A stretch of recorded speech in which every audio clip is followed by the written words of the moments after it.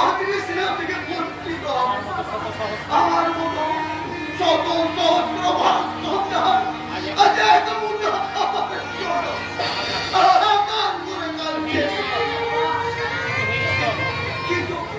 কিন্তু এই ভারতটা আমরা চাইনি। কোথায় কোথায় গেল আমার স্বপ্নের ভারত? কোথায় গেল আমার সেই সকল দেশের রানী? কোথায় গেল আমার জন্মভূমি? আমার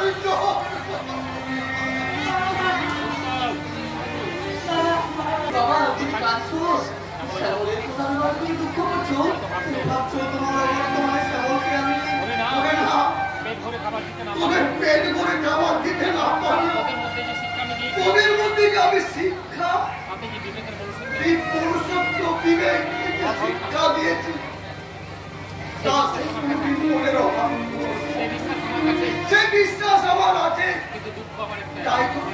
তাই তো দুঃখ আমার একটাই, সমস্ত ঋণকে আমি তোর মাথার উপর চাপতে আর আমাদের কোন ঋণ নেই।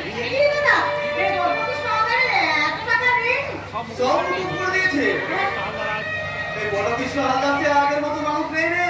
সেটা নিজের ভুল বুঝতে পেরে আমার কাছে ক্ষমা চাইতে আসতে চাইছে। ঈশ্বর আছেন নইলে বড় কৃষ্ণ হালদারের মতো মানুষ এত সহজে পাল্টাতে পারে না। শুধু তাই নয় বাবা, এই শিক্ষা তিনি আমাদের এই ৫,০০০ টাকা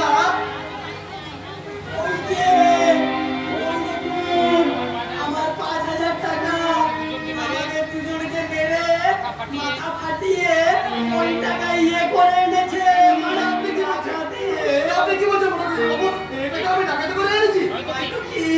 আমরা নিজেরাই আমাদের ইয়ে ফাটিয়ে ওই টাকাগুলো তোমায় দান করেছি।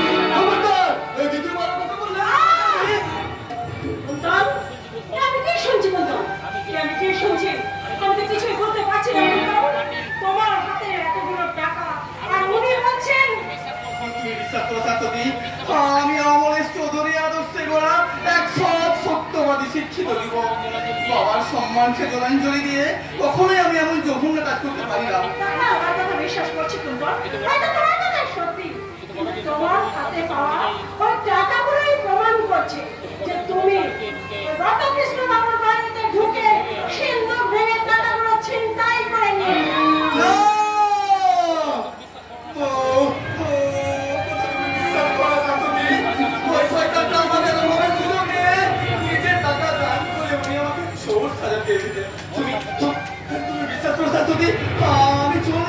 আমি চুরি করিনি। আমি একজন আইনের রক্ষক। কর্তব্যের কাছে আইনের কাছে আমার হাত দুটো শেকল দিয়ে বাঁধা। তাই আইনের রক্ষক হিসাবে তার কর্তব্য পালন করতে গিয়ে আমি তোমার হাতেই পড়িয়ে দিলাম আইনের।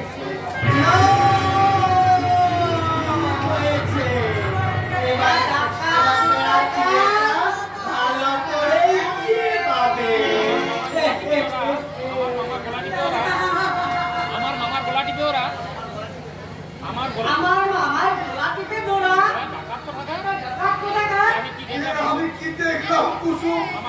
আমারই সত্য আদর্শে ঘোরা, আমারই রক্ত কিনা, আমার মান সম্মান। তুমি বিশ্বাস করো বাবা, আমি চুরি করিনি, আমি কোনো অন্যায় করিনি, আমি যে তোমার সন্তান বাবা। তুমি বিশ্বাস করো বাবা, আমি কোনো চুরি করিনি বাবা। চুপ করো ভগবান। সব কথা যদি তোর রোজগার করার ক্ষমতা নাই ছিল তুই আমায় বললি না কেন? এই বয়সেও আমি ফোন বইতাম, ট্রেনে হোকারি করতাম, নয়তো ভিক্ষে করেও তোদের আমি ভুল বুঝলে বাবা। নিজের সন্তানকে তুমি চিনতে পারলে না। ওদের ওই মিথ্যে ষড়যন্ত্রটা তোমার কাছে বড় হলো। চুপ দূর হয়ে যাচ্ছিলাম না, তোর মুখ দেখতে আমার ঘৃণা হচ্ছে।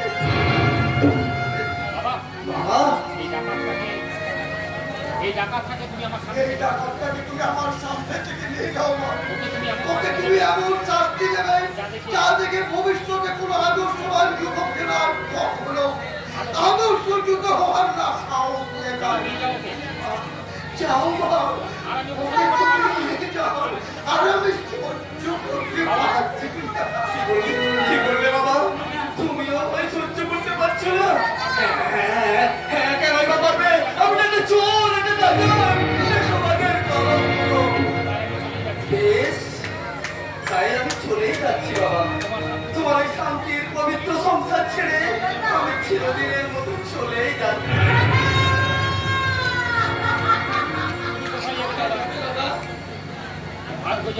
কোথায় নিয়ে যাবে আমি জানি না রে ভাই, আমি আসি না। বাবাকে তোরা দেখিস, বাবা যেন কোনো কষ্ট না পায়। তোমাকে আমি কোথাও যেতে দেব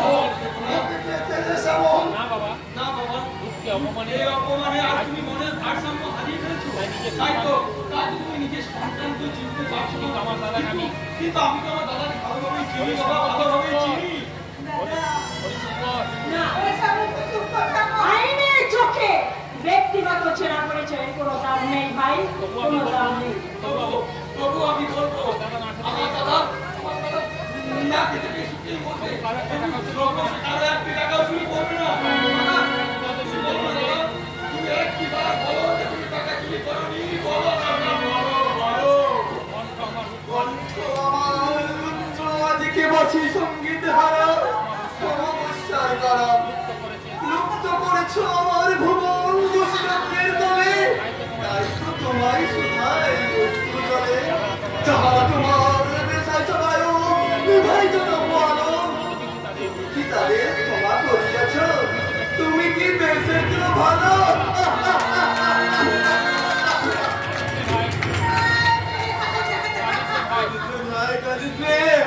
নাই আমি রইলাম। দেখিস বাবা, আমি চলে যাচ্ছি বাবা, আমার এই নোংরা হাতে স্পর্শ করে আর আমি তোমার অপবিত্র করবো না। তাই তো দূর থেকে যাই আমার তোমার শেষ প্রণাম।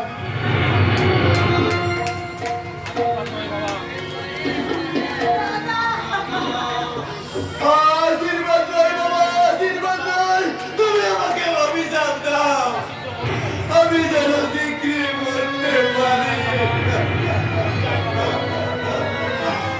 বিদায়।